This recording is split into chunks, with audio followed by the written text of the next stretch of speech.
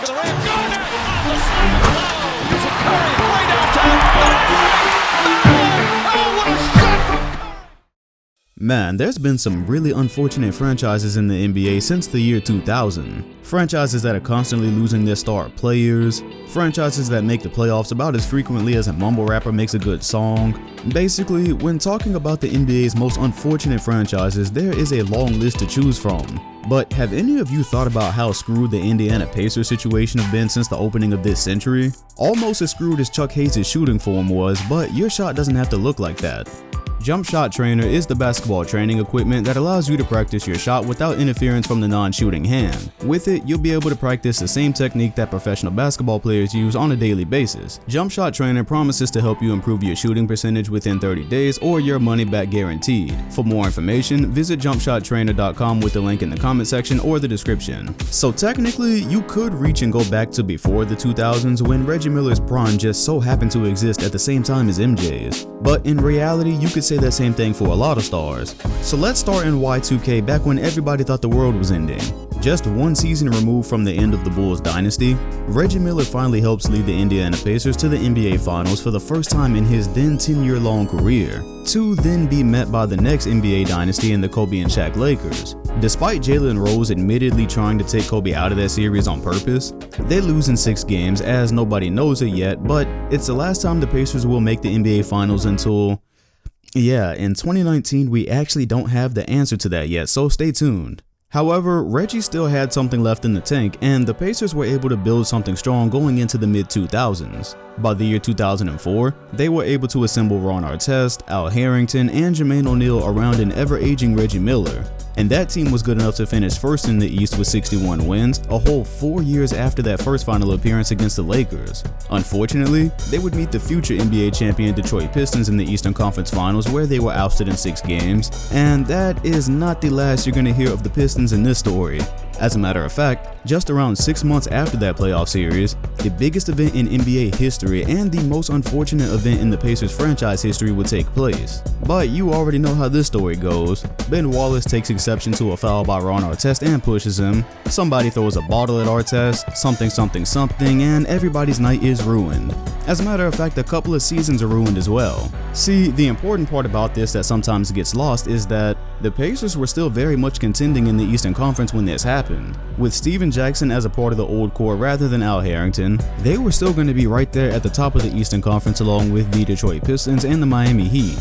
Instead, that core barely got to build toward anything for the 05 season. Ron Artest was suspended for the remainder of the games, Steven Jackson got 30 games, and Jermaine O'Neal got 15 that was originally supposed to be 25 before an appeal. So in a year where they were supposed to be building off of a 61-win season, they just barely finished over 500 with a record of 44 and 38, good enough for only 6th seed in the East. To make matters even worse, that would go on to be Reggie Miller's last season in the NBA, and by extension his last chance to win an NBA title, which very well could have been his best chance. So after that, the big picture is that the Pacers more or less just faded into obscurity for about 5 or 6 years. That's the big picture.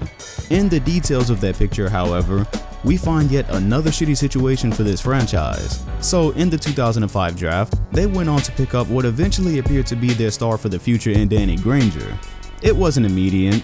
He had a very pedestrian rookie season, averaging only 7 points a game, but by 2009, he was an all-star, averaging 26 points and 5 rebounds, while also becoming the league's most improved player. The Pacers themselves were nothing to talk about, but at least the future was looking bright again as they had that one guy that they could build around. Except the Pacers' luck just wasn't working out that way in the 2000s. Just like so many other potential NBA stars before him, Granger's knees just refused to cooperate. So while he was the Pacers' leading scorer for that transition period between Reggie Miller and Paul George, you can also see that his lone all-star appearance was followed by multiple 60-game seasons. And luckily, I guess, for the Pacers, while he was trying to find his way, they were blessed with the talents of Paul George in the 2010 NBA draft. But as is life for them, every action had a negative reaction. Just a year later, they draft future Finals MVP and top 5 player Kawhi Leonard, and then promptly trade him to the San Antonio Spurs for George Hill. But just stop and think for a moment about Kawhi Leonard and Paul George together on opposite wings for 1 second. Would your favorite team even be able to get the ball up the floor? Whether or not Kawhi would have been the Kawhi we've come to know in Indiana, honestly who knows, there's just so many circumstances. But for the sake of this video and what we now know, man, somebody up there really hates Indiana. By the year 2012, Granger was still only playing around 60 games, but him and PG still made a decent enough wing pairing to give the Miami Heat trouble in the second round of that year's playoffs. Yet, that was pretty much the last we would ever hear from Granger. He would go on to play only 5 games of the 2013 season before having a knee procedure that cost him the rest of the year. Ironically, that was the exact year that the Pacers would become a legitimate problem in the Eastern Conference. It could be argued that his injury allowed Paul George to officially take the keys to the team, but whatever the reason was, he basically led them to 50 wins, which made them a top 4 team in the conference. But the moment it became real to everyone was when Paul George dunked on Birdman in Game 1 of the Eastern Conference Finals with the Miami Heat. Before that, it was considered a surprise that they were even able to handle the Knicks the way that they did. And then for Miami to avoid losing home court advantage, it took some late game heroics from LeBron James in overtime of Game 1 of that series. So one way or the other, after the Celtics had aged out and the Derrick Rose Bulls were no longer a real thing, it was pretty clear that the Paul George-led Pacers would be the next challengers to LeBron's throne. And that lasted all of about 1 more season, and then the Pacers endured yet another tragedy. After grabbing the first seed in the 2014 season only to be ousted by Miami again in the conference finals, Paul George participated with Team USA over the summer, and out of everything that could have happened, out of every single scenario a player could get injured in, he suffered the nastiest of leg injuries in one of their scrimmages. So, the Pacers had already lost his co-star in Granger due to persistent knee injuries, but while George was mostly healthy up to that point, they'd lose him for nearly a full season due to a freak accident in the summer. And by the time he would return for his next full season, his window to dominate with the Pacers had sadly closed. The roster was just totally different by the start of the 2015 season. David West had gone off to ring chase. Roy Hibbert had already forgotten how to play basketball for some random reason after looking like Kareem Abdul-Jabbar against the Miami Heat just the year before that, and George Hill was gone. So the Pacers had to start completely over, but more importantly, the first order of business was making sure that George could just make a full recovery from an injury that at least looked career-altering. So he played 2 more seasons with the Pacers, and while it was obvious that he was still capable of performing at a star level, it was also obvious that he wasn't about to stick around for what had essentially become a rebuilding project. These days, star players just are not prepared to carry a bunch of role players, and rightfully so.